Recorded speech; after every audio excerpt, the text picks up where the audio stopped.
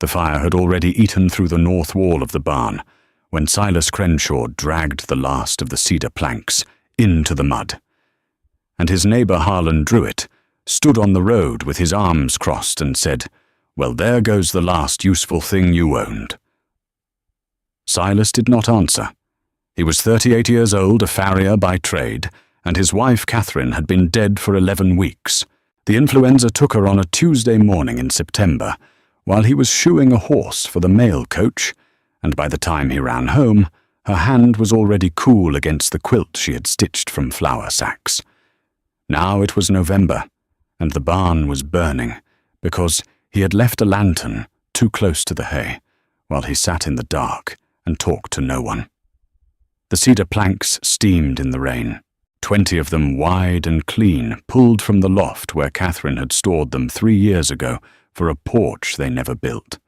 The rest of the barn folded in on itself with a sound like a giant breaking sticks. Sparks floated across the yard and hissed against the wet grass. Harlan walked closer. He was the head deacon of the church in Elm Forks, a man who wore a clean collar, even when splitting wood. He smelled like lye soap, and the kind of authority that came from never having lost anything important. "You know the bank holds the note on this property," he said. "With no barn and no shop, I do not see how you make the January payment." Silas wiped soot from his eyebrows. He looked at the cedar planks laid out in a row like pale ribs. Catherine had ordered them from a mill in Jefferson, hauled them 40 miles by wagon. She had wanted to sit on that porch and watch the river. The river. It ran behind his property, 200 yards through the pecan trees, brown and swollen with autumn rain. It ran south and east for 9 miles before it bent past a place called Sutler's Crossing, where there was nothing but a collapsed trading post and a woman who had been living alone since before the war. He had seen her once, at the dry goods store in town. She had come in to buy salt and a length of cheesecloth, and the clerk had short-changed her by 15 cents, and she had counted every coin twice slowly, with fingers that were rough and cracked at the knuckles. And then she looked at the clerk and said the number out loud and waited. The clerk turned red and gave her the difference. She walked out without thanking him, because she should not have had to ask. Silas picked up the first cedar plank and carried it toward the river. Harlan called after him. "Where are you taking those you could sell that lumber? You owe money all over this county." Silas kept walking. The rain came down harder, and the smoke from the barn followed him through the pecan trees like something that wanted to make sure he remembered. He did not know yet what he was building. He only knew the shape of it, the way you know the shape of a word before you can spell it. Something that floats, something that moves, something that carries a thing from one place to another because a person cannot carry it themselves. He worked through the night. The rain stopped around midnight, but started again before dawn, a cold, steady rain that smelled like iron and dead leaves. He had his tools in a leather roll that Catherine had sewn for his birthday 2 years ago, the edges stitched tight with waxed thread. Drawknife hand adze, a small crosscut, saw a brace and bit. These were the only things he had carried from the barn besides the lumber, and he had carried them first, before the planks, in the order of what mattered. By the grey light of morning, he had the keel roughed out. Cedar splits clean if you follow the grain, and Catherine had chosen well. The wood was tight and straight, barely a knot in 20 feet. He worked the drawknife along each plank shaving curls that piled around his boots like golden hair. Harlan came back at noon with 2 other men from town, Walter Grimes, who ran the feed store, and a young man named Polk, who worked at the bank.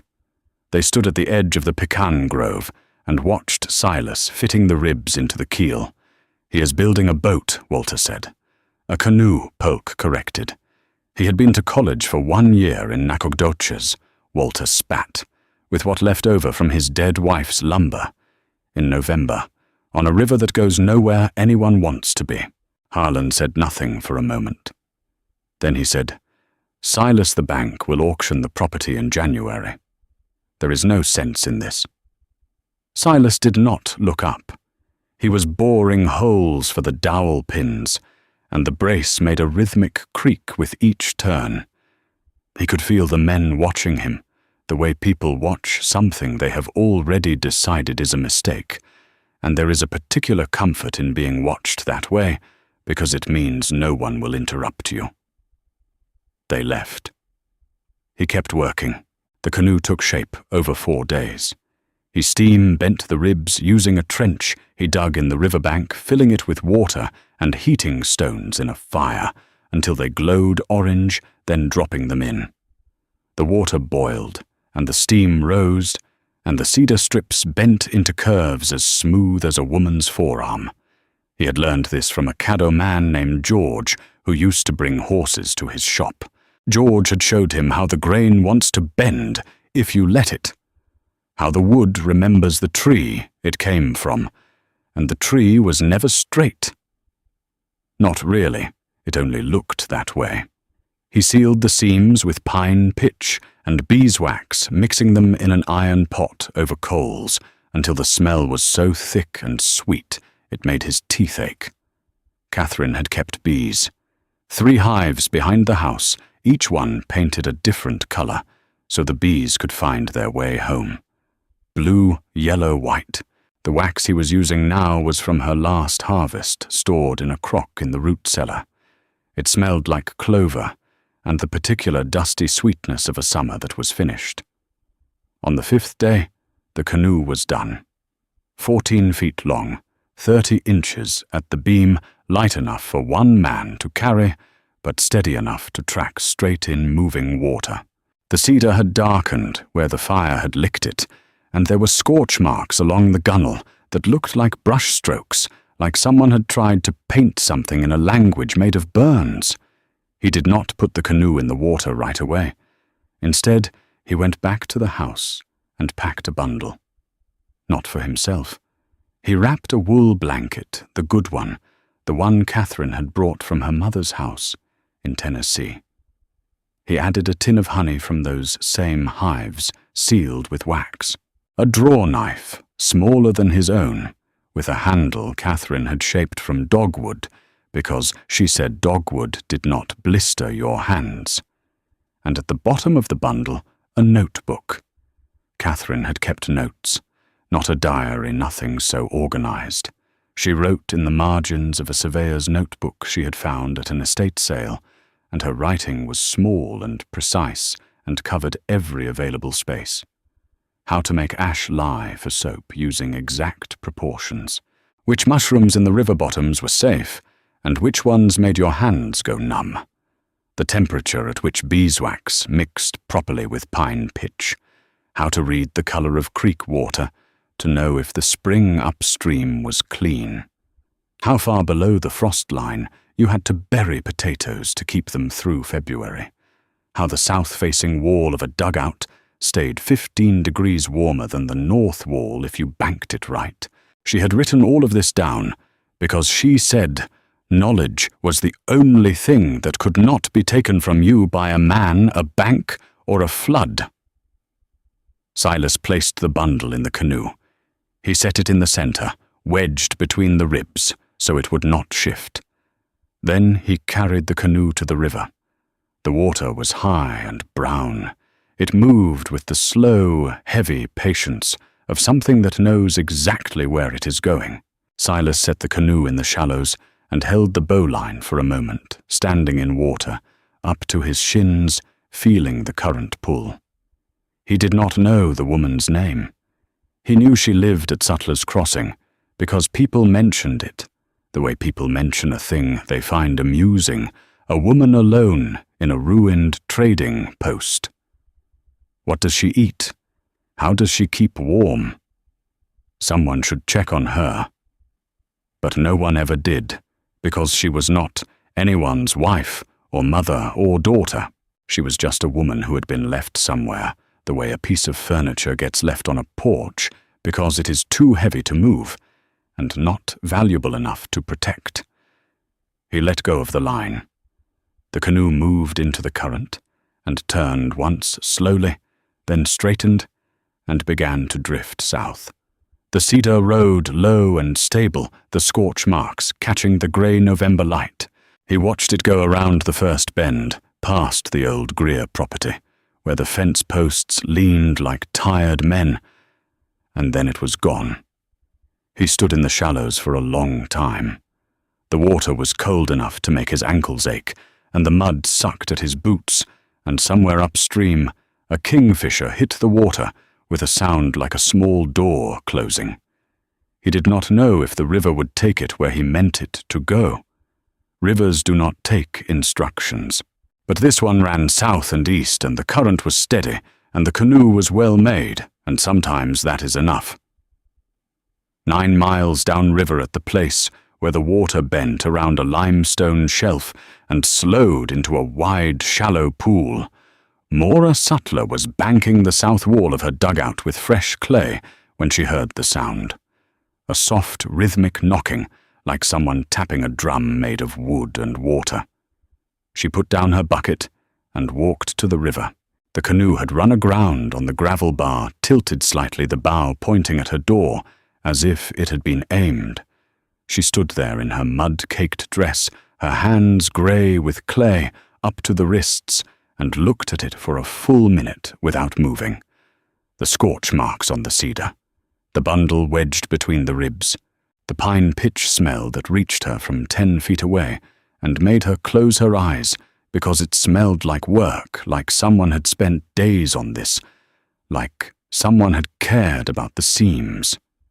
She waded in and pulled it to shore. The blanket she understood immediately. Tennessee weave, tight and heavy, worth more than anything she owned. The honey she opened and tasted with one finger, and then closed again quickly, because sweetness was something she rationed. The draw knife she held up to the light and tested the edge with her thumb and felt the dogwood handle, and knew it had been shaped by someone who understood hands. The notebook she did not open until that evening, sitting in her dugout by the light of a tallow candle. The walls around her were packed earth, cool and dry, and the ceiling was cedar poles laid close and covered with 2 feet of dirt and grass. The south wall, the one she had been banking, held the heat from a small iron stove and radiated it back all night. She had figured this out herself through 2 winters of sleeping against different walls and paying attention.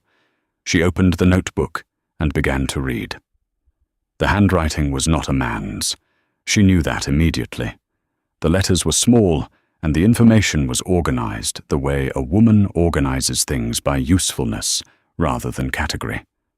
Soap on page 3, mushrooms on page 7, root cellar temperatures on page 12, and in the margin of page 12, in slightly different ink, a note that said, "The south wall holds heat longest if you pack wet clay against it in October and let it cure before the first freeze." Mora put the notebook down and looked at her south wall. She had done exactly this. She had figured it out alone through trial and error, through 2 winters of cold that made her teeth loose and mornings when she woke with frost on her eyebrows. And this woman, whoever she was, had known it too, had written it down, had put it in a canoe and sent it down a river to a stranger. She picked the notebook back up and kept reading. By December, she had built a cold frame against the south wall of the dugout, using techniques from page 19, scrap lumber wedged against the banked clay, covered with the salvaged glass from the trading post windows she had never found a use for before. The geothermal warmth from the earth combined with the reflected heat from the south wall kept the temperature inside the frame above freezing, even when the air outside dropped to single digits. She grew turnip greens and wintercress, small tough plants that did not need much light but needed to not die. She used the draw knife to split cedar shakes from a fallen tree upriver and patched the worst gaps in her roof. The dogwood handle fit her hand exactly, and she thought about the woman who had shaped it and wondered if their hands were the same size, or if dogwood was just that forgiving. The notebook led her to the hot spring. Page 23. A sketch rougher than the writing showing a river bend and a limestone shelf and an X marked with the words, "Warm water here, year-round, tested in January 42 degrees. Mora had lived at Sutler's Crossing for 6 years and had never gone past the limestone shelf because the brush was thick and the snakes were worse. But in the 3rd week of December, with the river half frozen and the cold settling in like a tenant who would not leave, she pushed through the brush with a hatchet and found it. The spring came up through a crack in the limestone, steaming in the winter air, pooling in a natural basin about 8 feet across. The water was clear and smelled faintly of sulphur and iron, and when she put her hand in, the warmth went up her arm and into her chest like a second heartbeat. She sat beside it and cried, not because she was sad, but because she had been cold for 6 years, and here was warmth that came from the ground itself, that did not need wood or matches or anyone's permission. She dug a channel from the spring to her dugout. 3 days of work with a shovel and the hatchet cutting through frozen ground and limestone rubble. She lined it with clay from the riverbank, the same clay she used on her walls, and when she opened the channel, the warm water ran along the floor of her dugout in a shallow trench, raising the temperature inside by 20 degrees. She blocked the entrance with the wool blanket at night and slept in warmth for the first time since she could remember. The blizzard came on January 6th. It came from the northwest, which was where the bad ones always came from, and it came fast. The sky went from grey to green to black in 2 hours, and the wind hit like a wall. Elm Forks, 9 miles upriver, took it full in the face. The temperature dropped 40 degrees in a single afternoon. Walter Grimes's feed store lost its roof before dark. 3 houses on the north end of town, built with green lumber that had never cured properly, split at the joints and collapsed inward. Livestock froze, standing up in fields. The church Harlan Druitt's church held together, but the stovepipe cracked and filled the building with smoke, and the 17 people who had sheltered there had to choose between cold and suffocation. They chose cold. They wrapped themselves in everything they had and huddled in the pews and listened to the wind tear at the walls, and Harlan Druitt prayed out loud in a voice that got smaller as the night went on. By morning the snow was 4 feet deep and the temperature was 11 below zero, and 2 children had frostbite on their feet, and an old man named Jessup Moore had stopped shivering, which everyone knew was worse than shivering. Silas Crenshaw's house survived because it was small and low, and built by a man who had spent 20 years working with his hands and understood where stress went in a structure. But it was cold. His stove burned through its wood supply by midnight, and he spent the rest of the night burning furniture, starting with the chairs and working up to the kitchen table, feeding it leg by leg into the stove, while the wind screamed outside like something being torn. In the morning, he put on every piece of clothing he owned and walked to town. Elm Forks looked like something had chewed it and spit it out. Roofs gone, windows shattered, snow packed against the east side of every building in drifts taller than a man. People moved through the streets, slowly stunned their breath, freezing on their scarves and collars. Walter Grimes stood in front of his roofless feed store and said nothing. Polk from the bank sat on the church steps with his ledger book in his lap, the pages wet and frozen, and he was turning them one by one as if he could still read the numbers. Harlan Druitt came out of the church. His collar was dirty for the first time Silas had ever seen. His hands were shaking, and not from the cold or not only from the cold. He looked at Silas and said, "We have 19 people in there, and no heat, and Jessup Moor is not going to last another night." Silas said, "I know a place." He did not know if Mora Sutler would welcome 19 people from a town that had never once checked on her. He did not know if her dugout could hold them, or if the hot spring was real, or if any of it was still standing after the blizzard. He only knew that the river ran south and east, and the water was warm, and Catherine's notebook said, "The south wall holds heat." They walked. 19 people from Elm Forks, plus Silas, through 4 feet of snow following the frozen river south. Harlan carried Jessup Moor on his back for the first 3 miles, and when his legs gave out, Walter Grimes took over without being asked.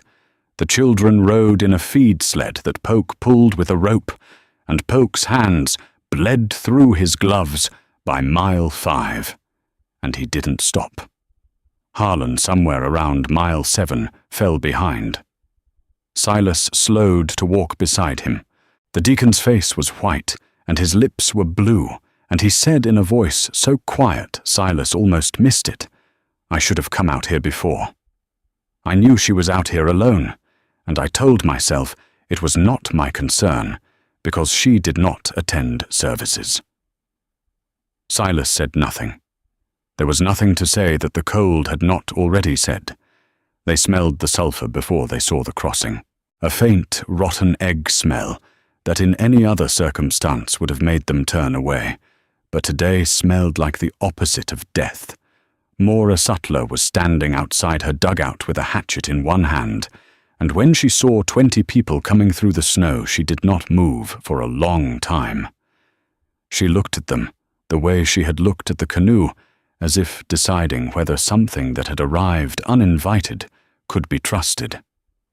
Then she saw the children on the sled, and the old man draped across Walter Grimes's back like a coat that had lost its hanger, and she put the hatchet down. "Come inside," she said. "Watch your heads. The ceiling is low." The dugout was warm, not just survivable warm. The trench of spring water ran along the floor, radiating heat, and the banked south wall gave it back, and the cold frame against that wall was green with turnip tops and winter cress, and the whole space smelled like warm earth and sulphur and something growing. Jessup Moor started shivering again. Everyone in the room understood that this was good. Mora fed them, turnip greens and dried venison, and a broth she made from bones she had been simmering on her stove for 3 days. She gave each child a spoonful of honey from the tin, and she did not explain where the honey came from, and Silas did not explain either. Over the next 2 days, while the blizzard spent its last fury against the plains above, Mora showed them the hot spring. She showed them how the south wall held heat. She showed them the cold frame and the clay banking and the channel she had dug. She opened the notebook and read from it, and when Harlan asked whose writing it was, Silas said, "My wife's." Her name was Catherine. She kept bees. Harlan held the notebook carefully, turning the pages with the same reverence he gave his Bible. He stopped at a page near the back, one that Silas had not seen. Catherine had written there in her small, precise hand a single line that was not a recipe or a technique or a measurement. It said, "If you are reading this somewhere I have never been, then something I made has traveled farther than I did. And that is enough." Harlan closed the notebook and handed it back to Mora. Not to Silas, to Mora. And Mora took it and held it against her chest and nodded once. The blizzard broke on January 8th. The sky turned from black to grey to a pale washed blue that looked like it had been scrubbed. The people of Elm Forks walked back upriver to assess the damage, and the damage was considerable, and the rebuilding would take months. But they came back, not to take shelter again, but to learn. Walter Grimes came with a wagon load of lumber and asked Mora to show him how to bank a wall. Polk came with a new ledger and wrote down everything she said about root cellar temperatures and frost lines. The women of the town came and studied the cold frame and took cuttings of the winter cress and asked questions about clay and glass and angles of light. Harlan Druitt came too. He did not bring lumber or a ledger. He brought a bucket of whitewash and painted Mora's door frame without asking permission, and when she asked why, he said the frame was bare wood, and bare wood rots, and he did not want the frame to rot. It was not an apology. It was a thing done with hands instead of words, and it was enough. Silas came one last time in February. The river had thawed enough to move again, brown and steady, carrying the winter away. He found Mora by the hot spring, testing the temperature with a thermometer she had gotten from somewhere, writing the number in the margin of Catherine's notebook. 44 degrees, she said without looking up.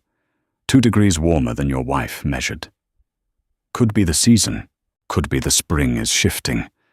Could be, Silas said. They stood there for a while, not talking, listening to the water move through the limestone.